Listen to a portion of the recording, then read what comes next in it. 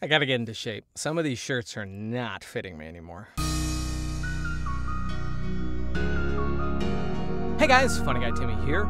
So in a previous video, I talked about my correspondence, my email conversation with Bob Bergen and how helpful he was, and I'm trying to cut down some of the things that we talked about, some of the topics, and share with you guys.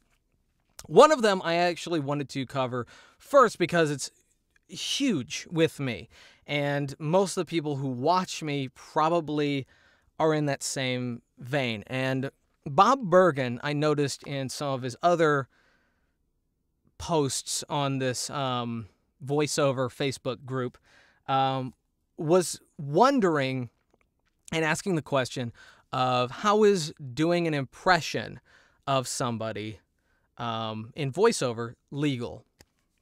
And this is a huge, huge topic that I have personally done a lot of research into. And it is something that bothers me as well. I mean, it's something that I do. And so I'm going to explain how and in what way it is and isn't legal. Okay. So, first off, let me explain why it wouldn't be legal and why it actually used to not be legal. The voice that you're doing, the impression that you're doing, belongs to another person, belongs to an actor or celebrity or singer or politician. It's their brand. If they're a famous person, if they're an actor, it is their brand. If it's a cartoon character, it belongs to that company. So you technically can't make money off of it, or shouldn't be able to make money off someone else's brand because it's copywritten. However, because of fair use, and link to anything that I can find on fair use will be down in the description. There'll probably be a couple links so you can compare them. Fair use basically gives you the ability to use an image, a likeness, including voice. You can use clips, either sound clips, video clips, drawings of that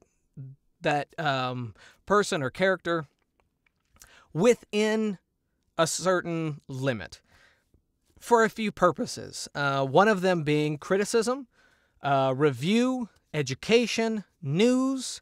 So that kind of talking about that thing, like actually taking, like let's say you wanted to do a video talking about Quentin Tarantino and his script writing. And so you're taking some of his clips from his movie and you're actually talking about them, breaking them down. You can do that. You can legally do that. You can take a scene from Reservoir Dogs and talk about it, and you can monetize your video because of it. You can legally do that because of fair use. You've altered it in some way by talking over it, by breaking it apart, by actually having yourself in the video. So you can do that.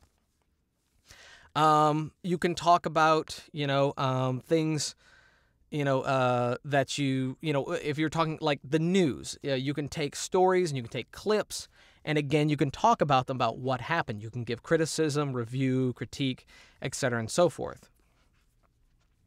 And in the realm of impression, like actually trying to embody that thing or redraw or recreate that thing in order to make money, it's legal in the sense of fair use and parody. There is a category where it covers parody or mockery or mimicry, where you can basically duplicate a sound or a look as long as you're poking fun at or adding to it in some artistic way. However, this very much does not allow to making money in the sense of commercial. You shouldn't technically be able to do, like let's say someone wanted, you're doing an impression, someone really technically can't have like a Morgan Freeman doing a McDonald's commercial. Like if McDonald's wanted Morgan Freeman, but they didn't hire Morgan Freeman, they hired someone else to do Morgan Freeman as an impression. They could only do that if they got permission from Morgan Freeman and or his manager and agent, and they paid royalties to Morgan Freeman in order to have the rights to use his likeness, which is his voice, and have someone else do it and then pay that guy. Now, most of the time, they're not going to do that because it's a lot of paperwork. It's just cheaper to just go get Morgan Freeman sometimes. So that would be that. There is sometimes when they can get someone to do an impression of a celebrity in a film or for a trailer when it comes to ADR, which is voice matching.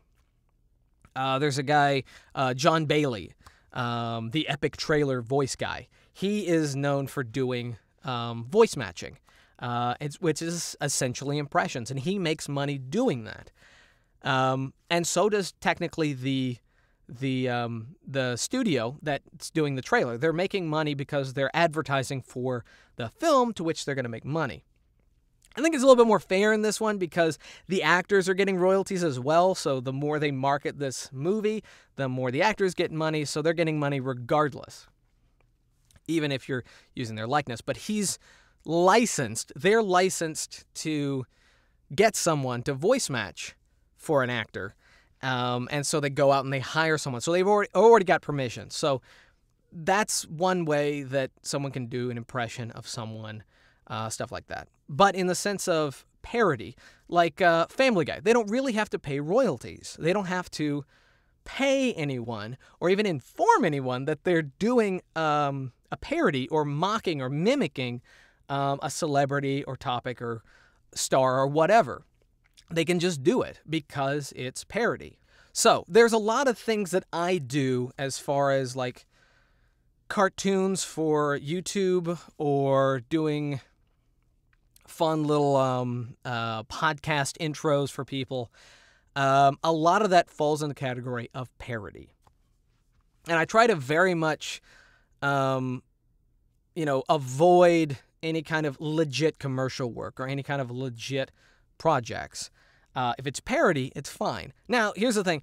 Me as the voice actor, if the people that have hired me actually do something wrong, and they don't use it in the sense of parody, and they use it more in literally just to make money.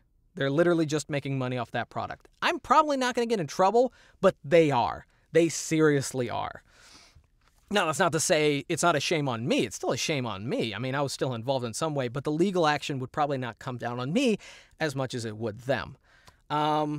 Now, there's some voice actors or some celebrities that really have trouble with this, and there's some studios that are really trying to destroy fair use. But the question comes down to this.